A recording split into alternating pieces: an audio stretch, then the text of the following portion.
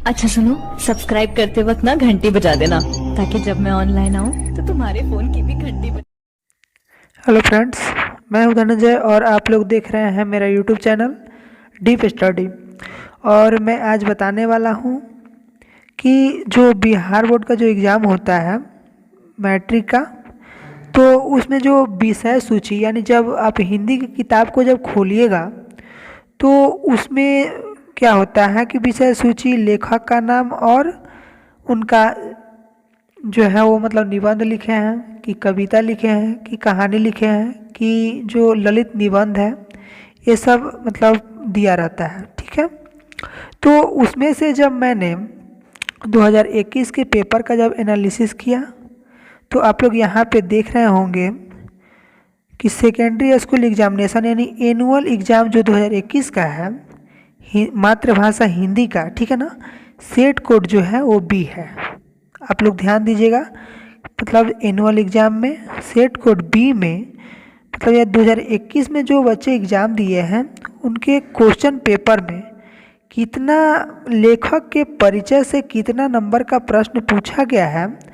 यानी जब मैंने एनालिसिस किया जब, तो 14 प्रश्न जो थे वो सीधे के सीधे कहाँ से आए थे, उन लेखक के मतलब परिचय एवं उनके नाम से आए थे। ठीक है, तो पहला क्वेश्चन क्या होता है कि मानव मुक्ति के पुरोधा किसे कहा गया है। ठीक है, पहला क्वेश्चन ए था। दूसरा जो क्वेश्चन है वो क्वेश्चन था मंगमा कहाँ की रहने वाली है। ठीक है, ये भी लेखक के परिचय से ही है। ठीक है, ये आपके वर्णिका के बुक से है। ठीक है, उसके बाद का जो क्वेश्चन है वो धरती कब तक घूमेगी कि रचनाकार कौन है। यानी ये भी जो है ये भी रचनाकार यानी लेखक के नाम से ही क्वेश्चन है। ठीक है, तो 3 क्वेश्चन हो गया।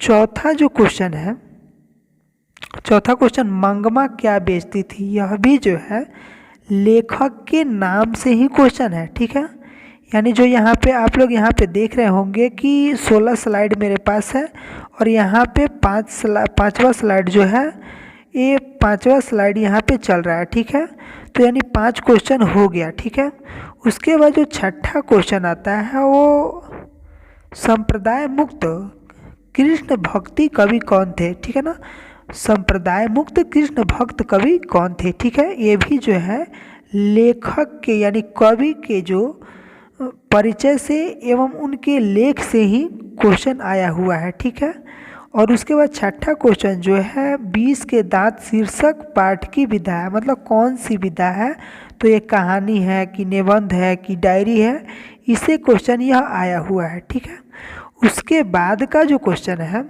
वो हितोपदेश का जर्मन भाषा में अनुवाद किसके मतलब किसने प्रकाशित करवाया। ठीक है, ये भी जो क्वेश्चन है ये भी लेखक के परिचय से ही क्वेश्चन है। ठीक है, आप लोग ध्यान दीजिए।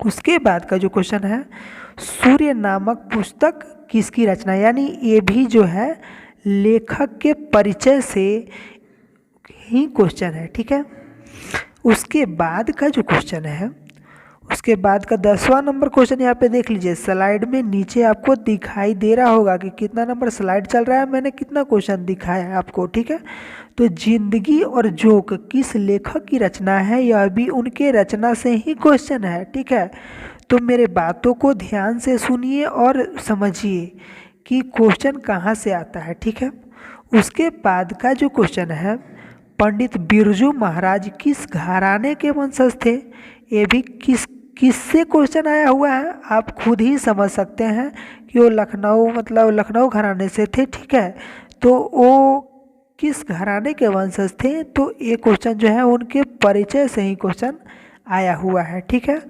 उसके बाद जो है लेखक रामविलास शर्मा के गांव का नाम क्या है, यानी यह भी लेखक के परिचय से ही क्वेश्चन है। ठीक है, उसके बाद जो है क्वेश्चन यह बिरजू महाराज का संबंध है। बिरजू महाराज क्या थे, एक तबला वादक थे। ठीक है, बिरजू महाराज एक तबला वादक थे। ठीक है, उसके बाद का जो क्वेश्चन है रसखान यानी ये जो लेखक है ये बहुत ही महत्वपूर्ण है, इससे हर साल क्वेश्चन आता ही है। ठीक है, तो ये भी आपके लिए बहुत ही महत्वपूर्ण है। ठीक है, तो देखिए ये भी क्या है, रचना काल यानी उनके परिचय से ही क्वेश्चन आता हुआ है।